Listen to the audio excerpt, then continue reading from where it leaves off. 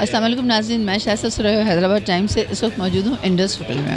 جی ناظرین، جیسا کہ آج 28 جولائی ہے اور 28 جولائی جو ہے ہیپاٹائٹس ورلڈ ڈے منایا جاتا ہے۔ اسی سلسلے میں آج حیدرآباد میں بھی ڈی جی ہیلتھ آفس سے جو ہے وہ ایک ریلی نکالی گئی اور اس ڈے کو جو ہے وہ منایا گیا، اور یہاں انڈس ہوٹل میں آ کے جو ہے وہ ایک سیمینار منعقد ہوا ہے جس میں ڈاکٹرز بھی ہیں اور وہ ہیپاٹائٹس کے بارے میں بتا رہے ہیں۔ ناظرین، پہلے تو ہم ایک کامنلی سنتے تھے کہ ہیپاٹائٹس اے ہے، لیکن اب ہیپاٹائٹس کی کافی قسمیں ہو گئی ہیں، اے بی سی ڈی ای، تو اس کے بارے میں ہم ان سے بھی معلوم کریں گے اور آپ کو بھی بتائیں گے، تو رہیے گا میرے ساتھ۔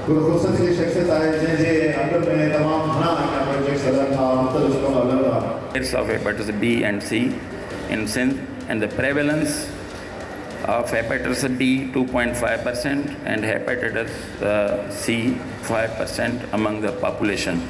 تو یہ ہیپاٹائٹس کے ڈفرینٹ قسم ہیں، اور آج کل ایک چوتھا قسم بھی ہے، اس کو کہتے ہیں کہ وہ فیٹی لیور ہے۔ All the respected participants, this is a very important seminar, or you can say the orientation session. بیتا رام صاحب کے لیکچر کے بعد اور دھاریو صاحب کی پریزنٹیشن کے بعد، جو کہ ریفلیکشن ہے، میرر امیج ہے کہ what the program is doing. خاص طور پہ آپ لوگ زچہ بچہ کو دیکھتے ہیں تو زچہ کو ضرور دیکھیں۔ استاد لکھا نے بتایا آپ کو کہ وہ بہت ضروری ہے، کیونکہ ہماری جو نیشن ہے وہ یوتھ نیشن ہے، تو یوتھ نیشن کو اگر ہیپاٹائٹس سی لگتی ہے اور جو ڈیٹا یہاں پر ہے، مانو کے خبر پہ ڈیٹا آج کل ڈیرے کی بیماری ہے، وہ جڑے طریقے سے پھیلتی رہے گی، وہ اگیاں بھی کینسر جو سبب بن جائے، تو ہیڈے دفعہ ڈیرے کے کینسر ٹھیک ہو ونے تو آٹومیٹکلی لوگوں کو علاج نتھو ہوجے سوائے پر موت کے۔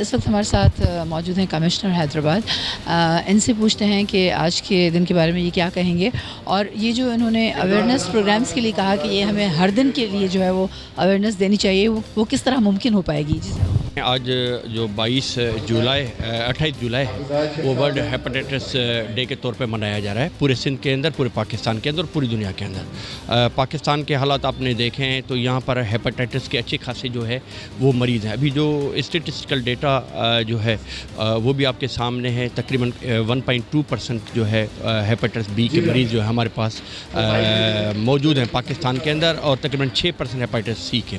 یہ تو وہ فگرس ہیں جو سامنے اسکریننگ جن کی ہو چکی ہے ان کس میں۔ بہت سارے ایسے لوگ ہیں جن کی اسکریننگ نہیں ہوئی ہے، جن کا کچھ پتہ نہیں ہے، تو میرا خیال ہے کہ وہ آئیڈینٹیفائی ہونے چاہیے۔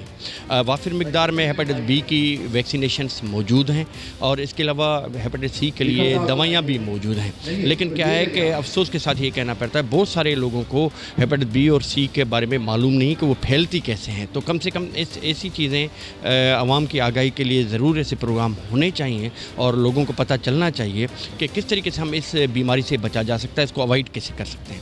جب تک یہ آگاہی نہیں ہوگی تو لوگ جو ہیں وہ اس میں مبتلا ہوتے رہیں گے۔ یہ جو اسکریننگ کے بارے میں آپ نے بتایا، تو اس کے لیے کوئی میسیج دینا چاہیں گے عوام؟ بالکل، میسیج یہی ہے کہ جو بھی لوگ ہیں وہ اس کی اسکریننگ سرکاری اسپتالوں کے اندر بالکل فری آف کاسٹ ہوتی ہے۔ وہ جائیں اپنے جہاں بھی نزدیکی سول اسپتال ہیں ان کے، یا ڈسٹرکٹ ہیڈ کوارٹر ہاسپٹلس ہیں ان میں جائیں، اور اس کے لیے وہاں پر جا کر پہلے اسکریننگ کرائیں۔ اگر خدا نخواستہ ان کو وہ یہ کوئی موذی بیماری ہے تو اس میں ان کی دوائیاں کم سے کم ان کو مل جائیں۔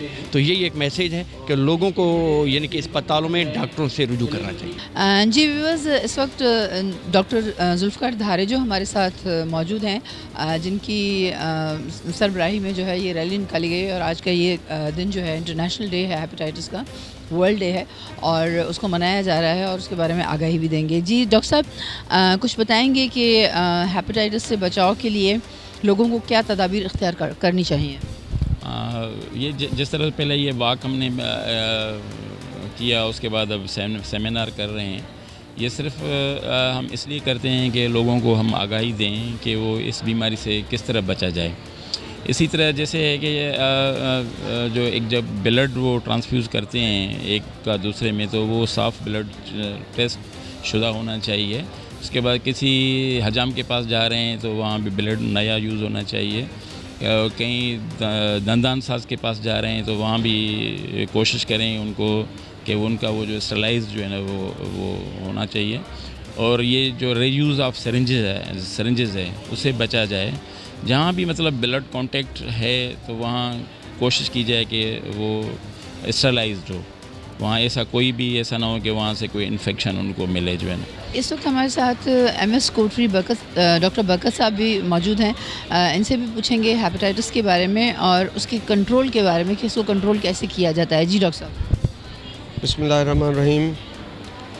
آج اویئرنیس کے حوالے سے آج پورے دنیا کے ساتھ پورے پاکستان، پورے سندھ اور حیدرآباد میں ہم نے ایک اویئرنیس پروگرام رکھا ہے، جس میں ہم آگاہی مہم شروع کی ہے ہم نے، اور ہم مریضوں کو اور ہماری کمیونٹی کے لوگوں کو ہم بتانا چاہتے ہیں کہ ہم کیسے اپنے آپ کو پریونٹ کریں. آپ لوگ ڈاکٹروں کے پاس جاتے ہیں تو آپ برائے مہربانی کوئی کریسی بچیں جو MBBS اور مستند ڈاکٹر ہیں، آپ ان سے علاج لیں. مگر اس میں آپ یہ دیکھیں کہ سرنج کا استعمال پہلے تو نہیں ہونا چاہیے. اگر ایمرجنسی میں آپ سرنج کا استعمال کرتے ہیں تو سرنج ڈسپوزل ہونی چاہیے. اور وہ جو ہے اس کے علاوہ ڈینٹل، جنرل سرجن، گائنی کے حوالے سے بھی ہم نے اویئرنیس کے پروگرام رکھے ہیں کہ ان کو یہ بتایا جائے کہ prevention is better than cure. Doctor Hina اس وقت ہمارے ساتھ موجود ہیں. ان سے بھی پوچھتے ہیں کہ لوگوں کو کس طرح آگاہی دی جائے، اور کچھ جو ہے ہیپیٹائٹس A، B اور C کا فرق بتائیں کہ ان دنوں میں جو ہے، بلکہ میرا خیال ہے E بھی آ چکا ہے، تو ان میں کیا فرق ہے اور ان سے کس طرح جو ہے بچنا چاہیے. جی ڈاکٹر. السلام علیکم. میرا نام ڈاکٹر حنا مریم ہے. میں focal person, senior woman medical officer taluka hospital Qasimabad Hyderabad سے بلانگ کرتی ہوں. اس ریلی کا مقصد ہے، ہم ہیپیٹائٹس ڈے آج سیلیبریٹ کرتے ہیں. ہیپیٹائٹس ڈے جو ہم سیلیبریٹ کرتے ہیں اس کا مین مقصد ہوتا ہے عوام میں آگاہی، شعور اور ان کو انفارمیشن پرووائڈ کرنا.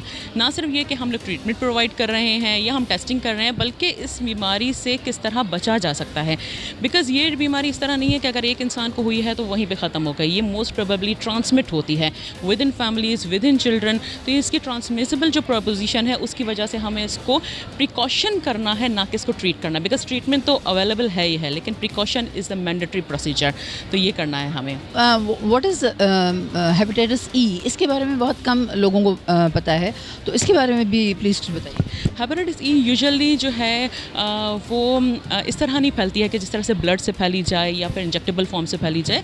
یہ ایک water born, food born disease ہوتی ہے جو موسٹ پروبیبلی پریگننٹ وومن میں پائی جاتی ہے. سو یہ پریگننٹ وومن کے لیے ہی زیادہ جو ہے خطرناک ثابت ہوتی ہے. ادروائز اس کا ریشیو کم ہے، لیکن یہ ہے کہ ہمیں ان پریگننٹ وومن کی دیٹس پہ ہم لوگ LFTs زیادہ بار بار کرواتے ہیں اور ان کو پرووائڈ کرتے، ان کو انفارمیشن پرووائڈ کرتے ہیں. یہ ان میں زیادہ پائی جاتی ہے. اس وقت ہمارے ساتھ موجود ہیں لمس کے ex vice chancellor doctor Bhika Ram, اور ان سے بھی جانتے ہیں کہ ہیپیٹائٹس کی کنٹرول کے لیے کیا کیا اقدامات کرنے چاہیے اور کس طرح اس کو کنٹرول کیا جا سکتا ہے.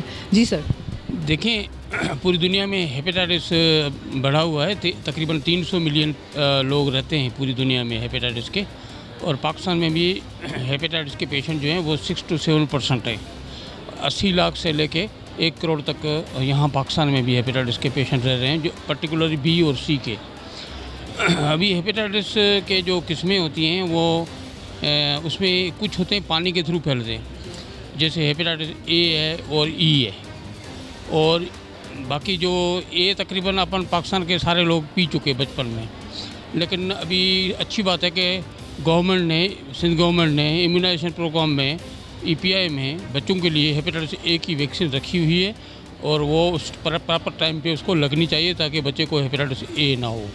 E जो है वो प्रेग्नेंट लेडीज़ में, वुमेन में वो डेंजरस होती है, इसीलिए ड्यूरिंग प्रेगनेंसी अगर हेपेटाइटिस E होता है तो प्रॉब्लम होता है। उसकी वैक्सीनेशन पूरी दुनिया में अभी चाइना ने बनाई है, बाकी FDA वगैरह अप्रूव नहीं की है क्योंकि वो इतना बड़ा इशू नहीं था, लेकिन E में मोर्टेलिटी ज़्यादा है फीमेल की, इसलिए E की वैक्सीनेशन भी लगनी चाहिए। चाइना ने बनाई है, दूसरी दुनिया में अभी FDA अप्रूव नहीं है, उनकी अपनी फॉर्मेलिटीज़ होती है।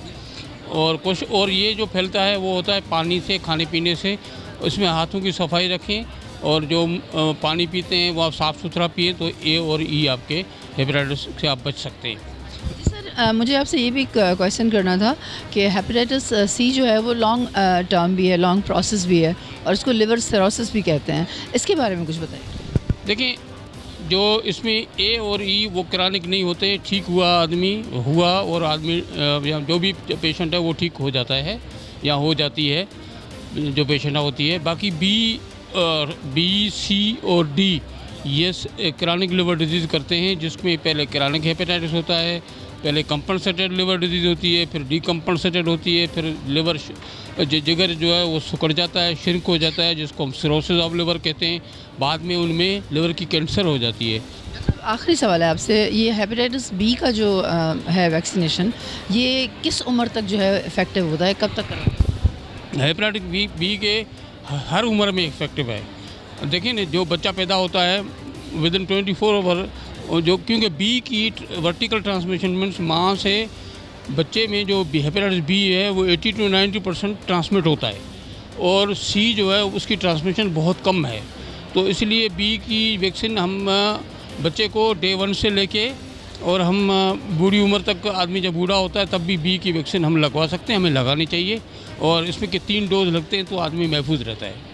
जी व्यूअर्स, जैसा कि आपने देखा कि यहाँ पर आज अच्छी खासी आगाही दी गई, ये आगाही मुहिम थी और इनका आज का थीम था I can wait I get vaccinated. और इनका जो आज का थीम है, मुझे आज ही हेपेटाइटिस का टेस्ट करवाना है और इसके ख़ात्मे के लिए हुकूमत सिंध का साथ देना है।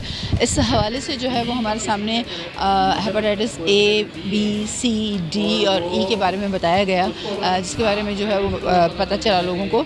और कमिश्नर साहब का पैगाम था कि इसको हर साल नहीं मनाना चाहिए, इसको हमें हर हफ्ते या हर महीने जो है इसकी अवेयरनेस देनी चाहिए ताकि लोगों को पता चले। और इसके लिए लोगों को स्क्रीनिंग ज़रूर करवानी चाहिए जो कि फ्री ऑफ कॉस्ट है, और उसके बाद उसका इलाज शुरू करवा देना चाहिए। आज तक के लिए इतना ही, मिलते हैं किसी और प्रोग्राम में। कैमरामैन अहमद रज़ा के साथ शाइस्ता सुरैयो, हैदराबाद टाइम्स।